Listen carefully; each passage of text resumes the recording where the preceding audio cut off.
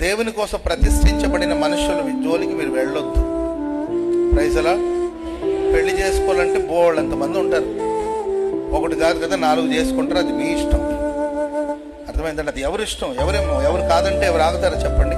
అది దేవుని మందిరపు వస్తువు. వాళ్ళు దేవుని చేత ప్రతిష్ఠింపబడిన వాళ్ళు, వాళ్ళు దేవుని కోసం ఏర్పరచబడిన వాళ్ళు. వాళ్ళ జోలికి మీరు వెళ్ళొద్దు, వెళ్ళి లేనిపోని శాపాలు తెచ్చుకోవద్దు.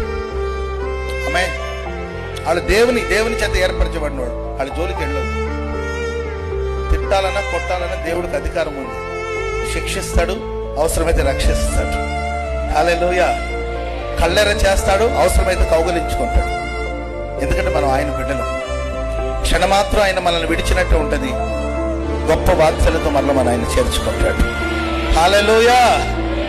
ఆ పాత్రల లెక్క ప్రభు చూసుకుంటాడు. మనం ఎవరు తెరిపించేదని చెప్పండి? మనం ఎవరమండి తెరిపించేది?